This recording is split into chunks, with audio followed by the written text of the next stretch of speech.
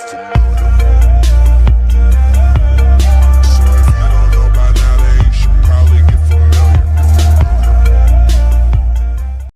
Bismillahirrahmanirrahim. Assalamualaikum warahmatullahi wabarakatuh. Saya Sofyan Taultalemadi. Di sini saya akan presentasikan proposal saya, yaitu berjudul Rencana Strategis Pengembangan Tempat Pembelajaran Digital Berbasis AI yang berjudul perusahaan saya, yaitu Heritage Hub. Lanjut saja. Baik, latar belakangnya kenapa saya memulai perusahaan ini, karena dalam masalah industri atau peluang pasar yang baru, yaitu dalam perubahan besar dalam pendidikan Indonesia yang dipicu oleh kemajuan teknologi informasi dan komunikasi. Yang kedua, munculnya peluang bisnis untuk peluang pembelajaran yang menggabungkan warnet, kafe, dan perpustakaan. Alasannya, penting utama perusahaan ini memiliki sebagai solusi inovasi yang menggabungkan teknologi digital dan AI untuk mendukung pembelajaran yang lebih adaptif dan efektif. Visi dan misinya yaitu menjadi pusat inovasi pembelajaran digital berbasis AI terdepan di Indonesia dengan menghubungkan teknologi, pendidikan, dan masyarakat untuk meningkatkan kualitas pendidikan. Misinya yaitu menyediakan akses pembelajaran berkualitas dan inovasi berbasis AI untuk pendidikan yang fleksibel dan adaptif.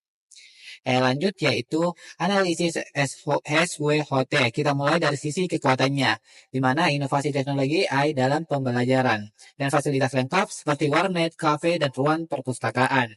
Kelemahannya yaitu daya investasi awal yang tinggi dan ketergantungan pada kestabilan teknologi. Peluangnya yaitu permintaan pembelajaran digital yang meningkatkan potensi ekspansi layanan dan kolaborasi dengan institusi pendidikan. Dan ancaman yaitu persaingan dengan penyedia layanan yang serupa dan ancaman keamanan siber dan perubahan kebijakan pemerintah. Lanjut, struktur organisasi yang bisa kita lihat pada gambar berikut ini, di mana Direktur Utama mengarahkan strategi bisnis dan CTO memimpin inovasi teknologi AI dan manajemen operasional mengatur manajemen SDM dan operasional. Manajer produk dan kurikulum yang merancang kurikulum digital berbasis AI dan tim developer membangun dan memelihara dan mengembangkan platform digital dan layanan berbasis AI. Dan terakhir, tim layanan yang memberikan dukungan teknis dan edukatif kepada pengguna serta menangani masukan dan keluhan. Lanjut, model bisnis dan layanan TI. Produk atau jasa yang ditawarkan yaitu merupakan platform pembelajaran AI adaptif, yaitu kelas digital interaktif, pelatihan, dan sertifikat pengajar. Target pasar dan strategi pemasaran yaitu untuk kalangan pelajar, mahasiswa, profesional, dan institusi pendidikan. Dan strategi pemasaran digital yaitu mulai dari SEO, media sosial, dan kemitraan dengan lembaga pendidikan. Lanjut, kebutuhan teknologi yaitu memerlukan server cloud, perangkat, pengembangan dengan GPU, LMS yang berbasis AI dan CDN untuk kecepatan akses. Di mana di sini estimasi anggaran teknologinya bertotal 475 juta untuk server, perangkat, LMS, CDN, dan keamanan. Di mana di kuartal pertama tahun pertama, investasi awal dan keuntungannya bertotal 750 juta dan proyeksi pendapatan 3.600 juta pada tahun pertama. Dan untuk break even point-nya, investasi kembali dalam jangka 6 atau 8 bulan. Lanjut, untuk tahapan proyek. Yang bisa kita lihat pada gambar, di mana tahun 2025 terakhir kuartal 2, kita melakukan inovasi proyek dan dilanjutkan di kuartal 3, yaitu perancangan sistem, dan lanjut dari awal kuartal 3 sampai kuartal 4 melakukan pengembangan modul utama, dan di kuartal 4 kita melakukan integrasi AI dan lanjut uji coba internal dan eksternal atau beta testing.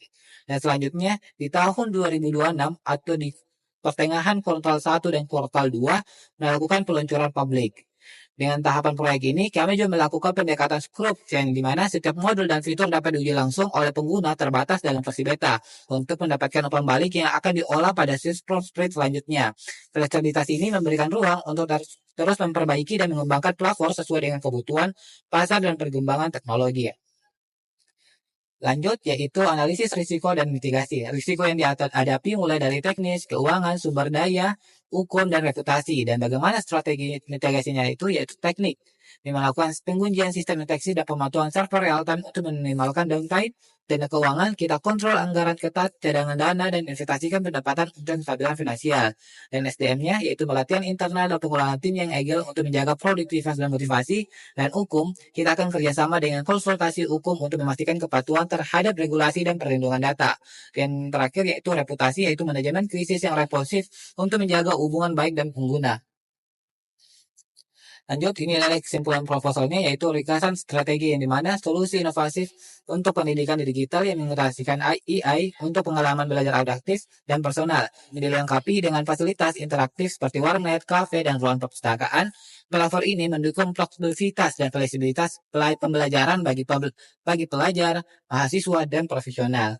Harapan kami yaitu EDUSA diharapkan memberikan dampak positif terhadap sosial dan ekonomi dengan meningkatkan akses pendidikan berkualitas dan menciptakan peluang bisnis serta lapangan kerja. Dengan ROI ini yang cepat dan penyediaan keuangan menentukan, platform ini berpotensi menjadi pemimpin di industri pendidikan berbasis teknologi.